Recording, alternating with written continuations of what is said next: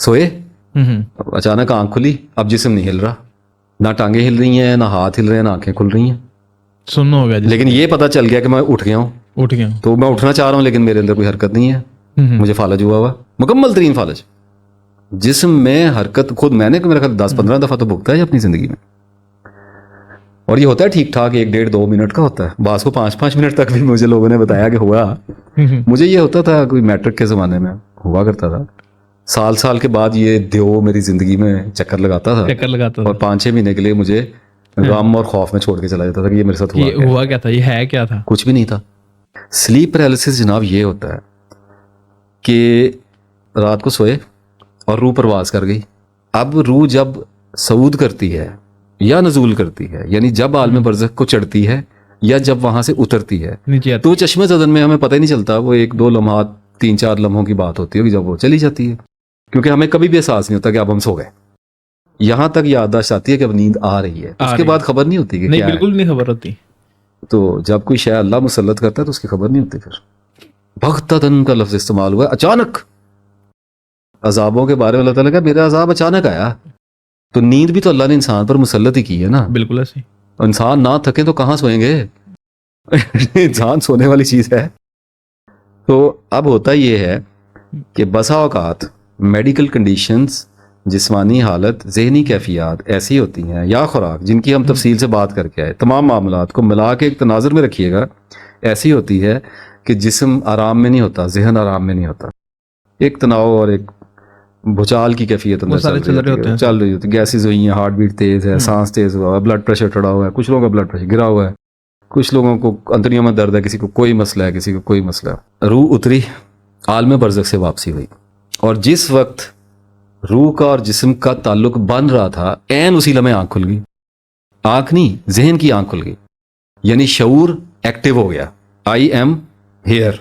जब आप उठते नहीं, जाग गया नहीं, जब आप उठते हैं तो सबसे पहले शऊर का जो हिस्सा बेदार होता है उसको अना कहते हैं। आई एम, मैं हूं, आई एम हियर। गौर कीजिएगा, जब सुबह उठेंगे आंख खुलते ही बड़ा बरकरफ्तारी से देखना पड़ता है कि सबसे पहले क्या आया ज़हन में।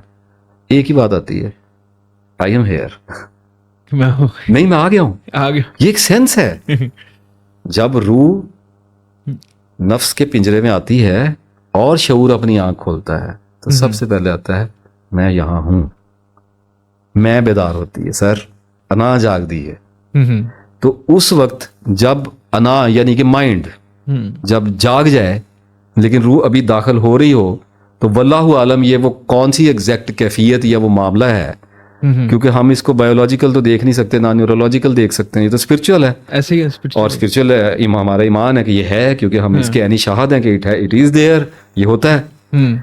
तो अब ऐन उस वक्त जब शऊर बेदार हो जाए और रूह अभी पूरी तरह से सेटल डाउन ना हुई हो, तो ये कॉन्फ्लिक्ट पैदा हो जाता है, यानी कि साइकोलॉजिकल का स्पिरिचुअल के साथ टकराव हो जाता है, यानी नफ्स का रूह के साथ टकराव हो जाता है। यानी आप यूं समझे एक जिस्मानी बुत है मिट्टी का, और उसके अंदर एक नूरानी बुत ने आना है। ठीक है, बुत का लफ्ज एक क्या कह सकते हैं, वैसे ही एक स्ट्रक्चर है, एग्जांपल और क्या इसके लिए लफ्ज यही होगा, माइंड ना कीजिएगा, हमारे मुसलमान जज्बाती बहुत है। ठीक है, मैं भी जन्नत से निकाला हुआ एक बुत ही तो हूँ। तो बुत इस्तारे के तौर पे इस्तेमाल किया, क्योंकि वल्ला इस वक्त कोई और उसकी मिसाल ज़हन में नहीं आ रही। या आप यूं समझ लिए एक नूरानी जिस्म, रूहानी जिस्म जब अपने नफसानी यानी वजूद इस मिट्टी के वजूद में एंटर हो रहा होता है और उस वजूद को अपने होने का एहसास हो जाए, यानी थोड़ा सा पहले जाग गया, वाकया वारदात होने से थोड़ा सा पहले जाग गया, तो उस टकराव के नतीजे में स्लीप पैरालिसिस पैदा होता है।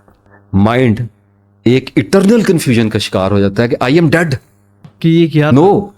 देखिए गौर कीजिएगा, जहन जाग गया, रूह वल्लाहु आलम आधी एंटर हो चुकी है, निस्फ एंटर हुई, हमें नहीं पता ना, हो सकता है एक जर्रा है या मिसकाल किस शय के है, हम तो अपने अंदाजे पे बात करें, लेकिन होता है ऐसे, होता है ऐसे, अभी आ रही थी, या हो सकता है उसके आने की आहट है, क्योंकि इतनी तो खबर है कि नाफ के साथ धागा चलता होगा, कुछ ना कुछ तो रेफरेंस उसका है, या जहन के साथ कोई ताल्लुक होगा। तो अभी वो आ रही थी और ये जागा, लेकिन जब रूह आएगी तो हरकत करेगा। कुरान पाक में अल्लाह ताला ने कहा है کہ ہم نے اس میں اپنی روح پھونکی اور یہ چلتا پھرتا ہو گیا, ناگہاں چلتا پھرتا ہو گیا, instantly from nowhere he activates. Bulleh Shah یاد ہے, او ماٹی قدم کریندی یار, کہ لک مٹی یعنی کہ مڈ اینیمیٹ ہو گئی ہے, چل پڑی ہے.